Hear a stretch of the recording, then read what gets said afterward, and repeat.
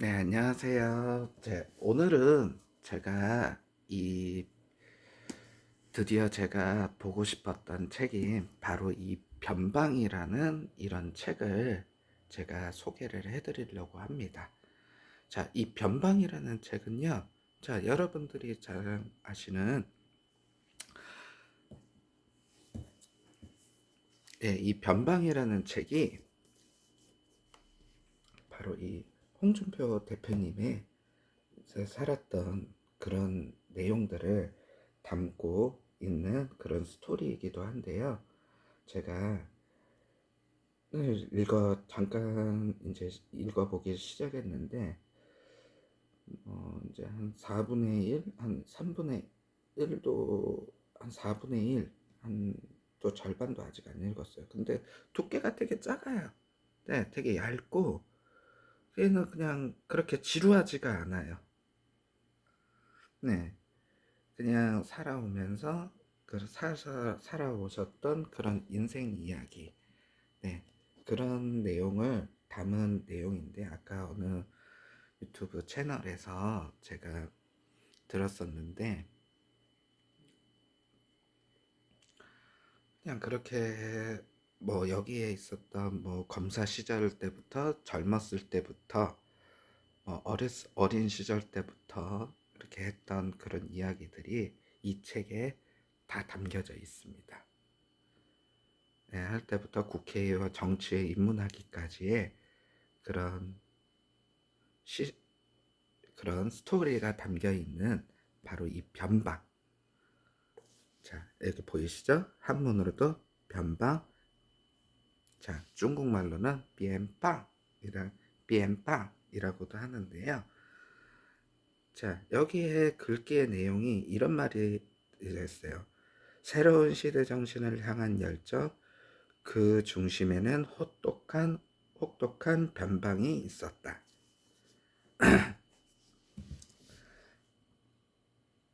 이 뒷면에도 이렇게 보시면은 정의를 향한 열정으로 갈등과 혼돈의 세월을 견디며 살아온 홍준표. 이제 그가 세상의 도래를 예감하며 복잡다단했던 변방의 삶을 되돌아보려 한다. 변화무쌍한 이 시대의 변방에서 중심으로 가기 위해 그와 우리가 해야 할 일은 과연 무엇일까? 미래의 희망을 체념하며 오늘의 삶을 외곽을 맴돌고 있는 많은 사람들의 그의 인생이 하고자 하는 말은 과연 무엇일까? 자, 이렇게 나와 있는데요. 저도 지금 여기 이제 7에서 8까지 제가 읽어봤는데 아직 시작은 안 했어요. 저 이제 뭐 페이지 아직 안 읽어봤는데 저도 말해드릴게요. 이제 젊은 시절 이야기 같은데, 자, 큰 누나는 남편의 구타를 피해 의창군 북면 온천장에서 대구로 도망을 온 것이었다. 이틀 후 중간고사가 있어서 나는 다급하기 그지없었다. 그렇지만 자영이 새방을 찾아올 것을 같아 어린 조카와 큰 누나를 데리고 연락을 받고 급히 올라온 어머니와 함께 여인 숙방에서 닷새 동안 기거하면서 중간고사를 치렀다. 이거 어린 시절 이야기 같아요. 자, 새방을 찾아온 자영은 다시 술을 먹지 않겠다고 맹세에 맹세를 거듭하고 대구의 9일 택시 운전기사로 취직하여 나와 같이 살면서 새로운 생활을 시작을 했다. 단 하루 시발 택시를 운전하고 나서 일당을 받아온 그날 밤 자영은 다시 술을 마시기 시작했다. 알코올 중독자들은 물을 마시면서 잠도 자지 않고 밤새도록 마신다. 그리고 포악한 행동을 하면서 사람을 구타하고 가재 도구를 다 부순다. 이게 알코올 중독자들이 특성 중에 하나예요. 자, 정신과 의사들도 상담하다 보면은 약간 그런 게 느낀다고도 합니다. 네. 그래, 언제나 그랬냐 싶을 정도로 다른 사람이 되다가 술을 마시면 또다시 정신이 나가버린다. 한 달간 이런 생족 같은 삶을 반복하다가 자영내는 나와 어머니를 설득으로 온천장으로 돌아갔다. 그해 겨울, 자영은, 자영은 술에 취해 북면 온천장 거리를 헤매다가 길에서 동사를 했다. 나는 세상에서 제일 처음 알아준 그 사람은 그렇게 비명 행사를 했다.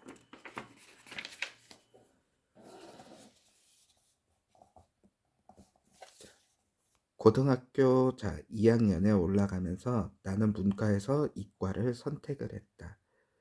경북대학교 의과대학을 가기 위해서였다.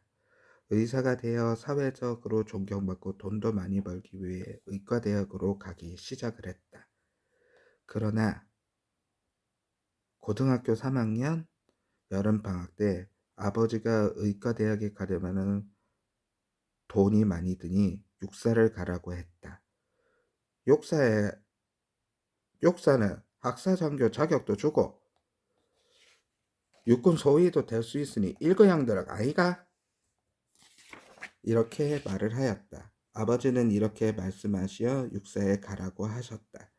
나는 아무 의미 달지 않고 육사를 가기로 했다. 그러나 우리 집에 있어서 아버지의 말씀은 절대적 위력을 보였다. 비록 돈도 벌지 못하고 가족들 고생만 시키면서 카리스마 하나는 절대적이었다. 자, 이런 사람들 있죠. 예, 그게 뭐 나쁘다는 뜻은 아닙니다. 저는 예, 그런 분들이 있었어요. 있을 수도 있죠.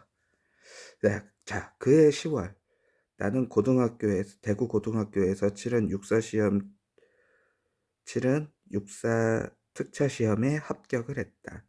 한 달 반 이후 있을 대입 예비고사를 앞두고 더 이상 대구에 있을 필요가 없다고 판단. 나는 짐을 싸들고 시골로 내려갔다. 그리고 시골에서 죽장을 만들어 산을 헤매며 토끼와 노루잡이를 소일로 하였다. 그해 12월 초순 대구로 올라가서 예비고사를 치르고 중순경 집에 오니 아버지가 지사에 잡혀 있다고 하였다. 동네 사람들이 아버지가 남이 훔친 비료를 매수하여 작물 취득했다고 말해 주었다. 바로 지서로 면회를 가니 아버지는 그 비료를 우촌 장씨와 같은 날 농협지소에서 배급을 받았는데 농협조합장이 자신의 부정을 숨기기 위하여 장부를 조작, 자신에게 누명을 씌우고 있다고 억울해하셨다. 자, 이거는 작물 취득인데 이거는 누명을 씌운 거는 이거는 진짜 최악의 범죄라고도 하실 수가 있습니다. 작물 취득죄는요, 이거는 진짜 현 시대에도 일어날 수가 있는 그런 작물 취득죄라고 할 수가 있습니다. 예, 이게 지금 제가 이 글을 보니까 옛날에 모래시계 초입부에 나오는 그런 배경하고도 거의 흡사해요. 그날 밤 나는 우천 장씨를 찾아가 사실대로 증언해 달라고 했다. 자, 어릴 때부터 우리 대표님 정말 이때부터 남다르셨죠. 그러나 그는 증언하면 조합장이 내년부터 비료를 배급해 주지 않겠다고 했다면서 좀 알아서 처리하라고 간곡히 거절했다. 할 수 없이 아버지는 조합장이 하는 일에 반대하지 않겠다는 조건을 달고 훈방으로 풀려 나왔지만 나는 이 사건을 겪고 난 뒤 바로 진로를 법대로 바꾸었다. 군인보다 검사를 해야겠다. 며칠 뒤 나는 대구로 올라갔다. 문과로 진로를 바꾸어 국어 2, 고전 문학을 20여일 동안 마무리 정리하고 난 뒤 고대 법대에 응시하여 다행스럽게 합격을 하였다. 합격 소식을 들은 아버지는 입학금 때문에 걱정이 태산 같았고 어머니는 한숨만 쉬었다. 백방으로 수소문 끝에 아버지와 작은 누나가 빚내온 입학금은 56,000원, 한 달 하숙비 14,000원 들고 1972년 2월 24일 내 나이 18살에 단신으로 동대구역에서 야간 열차를 타고 축풍령을 넘었다. 이제 서울에 이제 시작이 되는 거죠.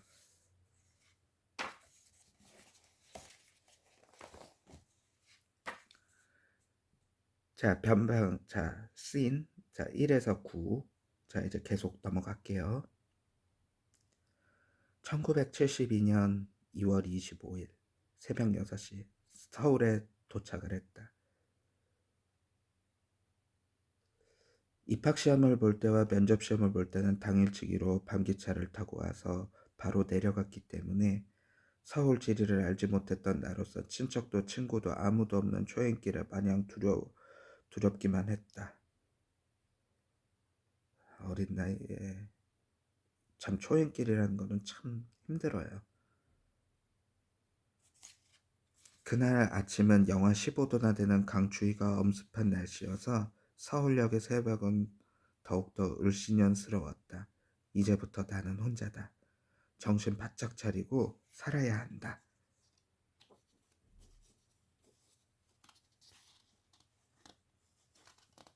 이때부터 서울에 가 시작이 된 것 같아요. 변방에서 중심으로 가기 위해 나는 대구로 갔고 이젠 내 대한민국의 중심으로 왔다.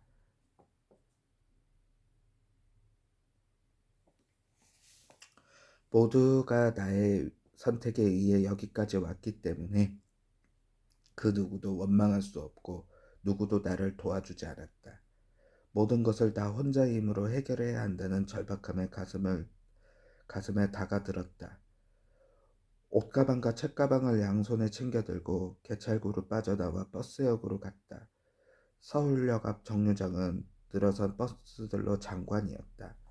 참 처음에 이제 예전에는 서울에서 지방에서 서울로 상경하면 참 옛날에는 그랬죠.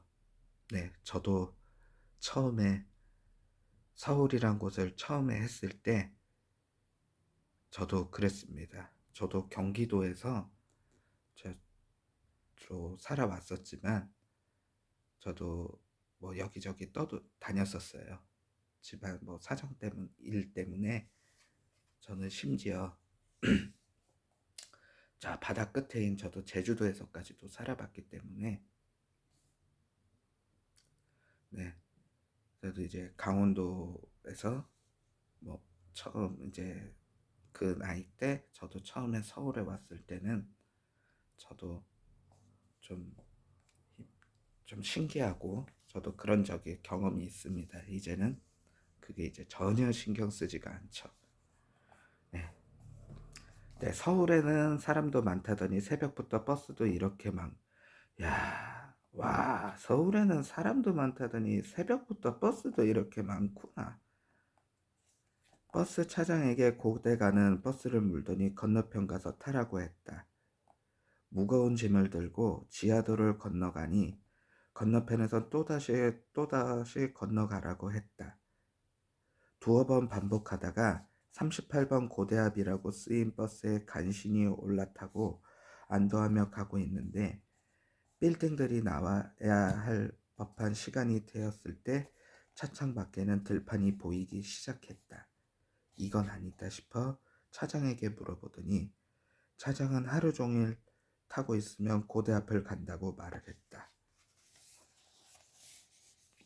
그 버스는 석관동에서 고대 앞을 거쳐 안양으로 가는 버스였다. 허겁지겁 탄 것이 결국 반대 방향으로 잘못한 것이었다. 모르고 버스 잘못하고 뭐 지하철 잘못하고 그런 적이 있어요. 네, 저도 가끔 그럴 때가 있는데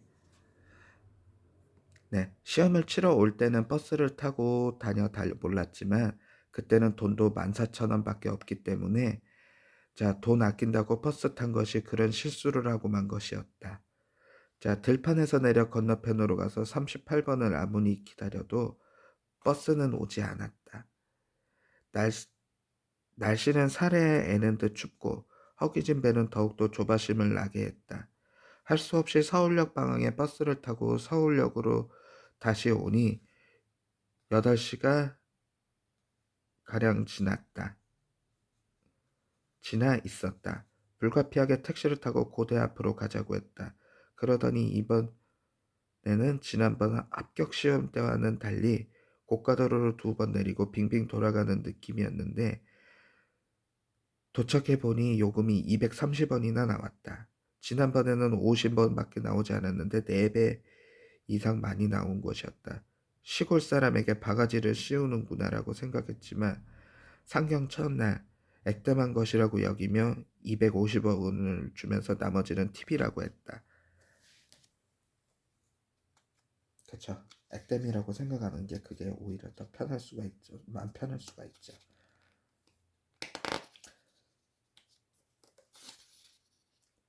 입학시험을 치르를 때 본 적이 있던 하숙집 한다는 아주머니가 하숙생 위치를 위해 길가에 나와 있었다. 결국 그 아줌마 집으로 따라가서 하숙집으로 정한 뒤 안도의 한숨을 내쉬면서 나는 한많은 서울 생활을 시작하게 되었다. 야, 진짜 영화 같네요, 영화.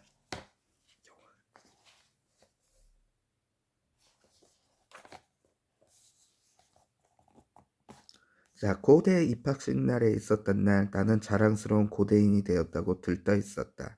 그러나 본관 앞 잔디광장 한 구석에는 나는 앞으로 살아가야 될 일에만 몰골했다. 모든 고대인이 즐거워하던 오후 나는 동아일보에 가정교사 광고를 내기 위해 광화문으로 갔다.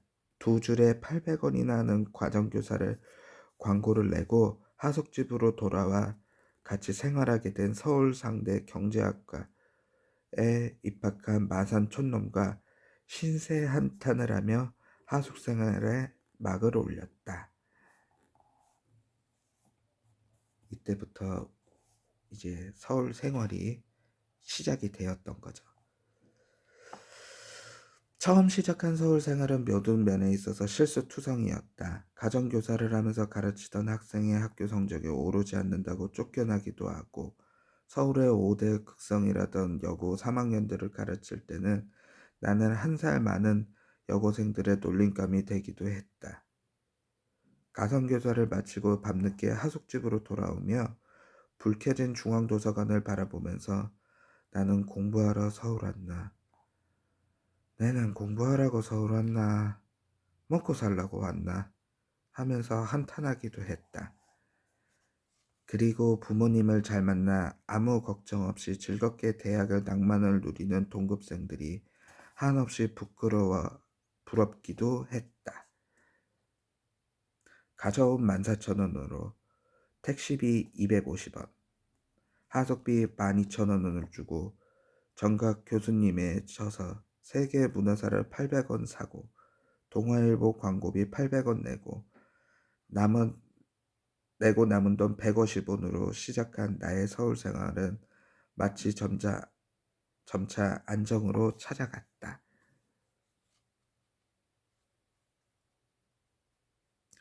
이때 나는 가장 괴롭히는 것은 교양학부 제2 외국어로 선택한 것은 불어였다. 내가 다닌 고등학교에는 제2 외국어를 가르쳐 주지도 않았다. 영남고등학교 말하는 거죠. 고등학교 2학년 학기 초에 한 달 정도 독일어를 가르쳐 주다가 독일어 강사가 유학을 가버리자 학교에는 그 자습 시간을 정해 버렸고 그 이유는 독일어 시간이 없었다. 그러다 보니 나는 제2 외국어에 대해서 백지 상태나 마찬가지였다. 이문영 교수님이 불어를 권유해 강성욱 교수님의 초급 불어를 신청했는데 강 교수님은 처음 모제를 들고 수업을 시작하면서 아예 회화부터 시작하기로 했다. 고교 때 불어를 하지 않고 불어 강의를 듣는 사람은 나뿐이었다.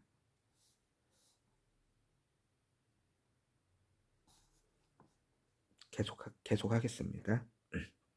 자, 강성욱 교수님은 모든 고교 때부터 불어를 공부한 것을 전체로 수업한 것이었다. 중간고사를 치르다 보니 18점이 나왔고 기말고사에도 24점밖에 나오지 않았다. 결국 1학기 불어는 F학점으로 처리되고 나서 나는 처음으로 낙제점을 받게 되었다.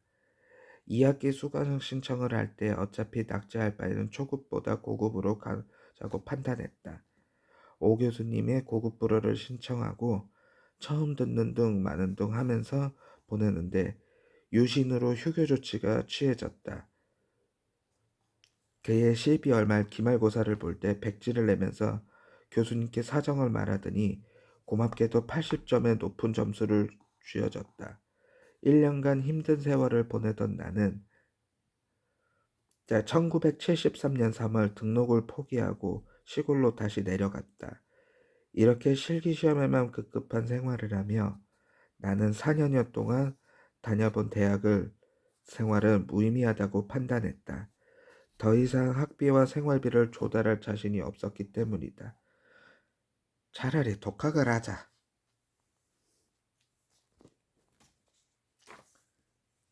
남은 돈을 모두 털어 석탑의 서점에 가서 사법시험 과목에 해당되는 모든 책을 샀다. 그리고는 대구 근교에 있는 도덕암으로 거처를 옮겼다. 아직 나이가 19살이었기 때문에 신검도 나오지 않았다. 2년의 승부기간으로 잡자. 중고교 때도 학교에 배운 것이 머득잖아 독학을 하며 여기까지 왔는데 사법시험이라고 해서 독학으로 합격을 못할 리가 없다.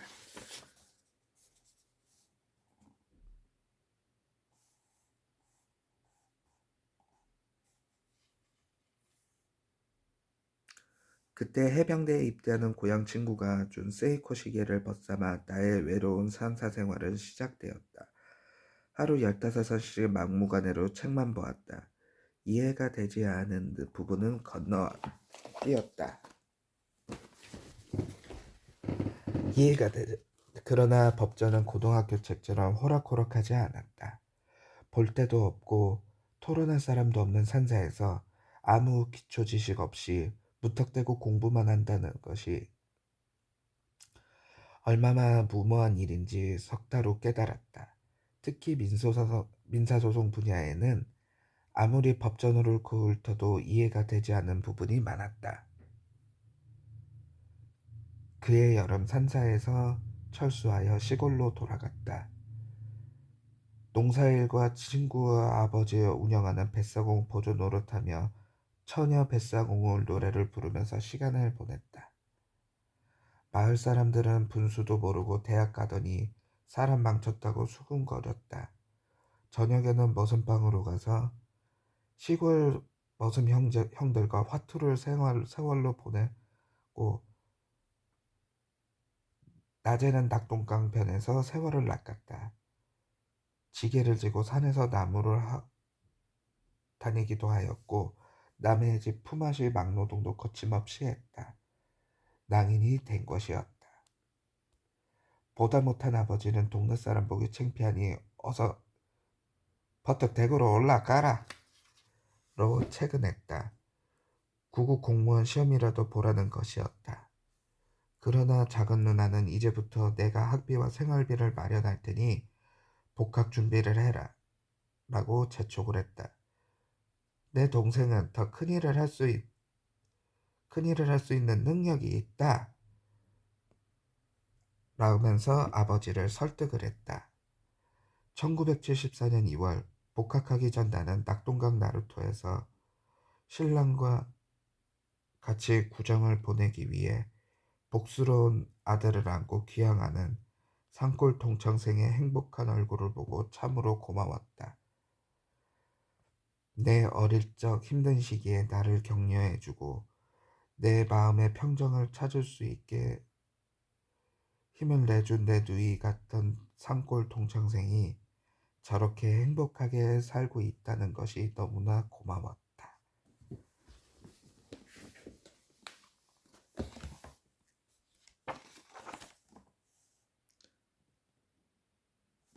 자, 여러분 어떠셨나요?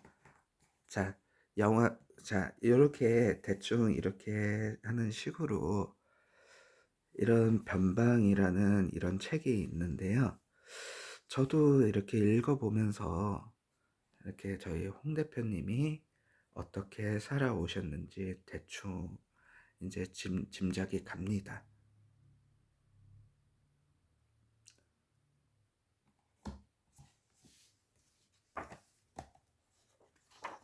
네, 정말 이렇게 책을 읽어보면은요, 그냥 일반 책들과는 달리 이렇게 지루하지가 않아요.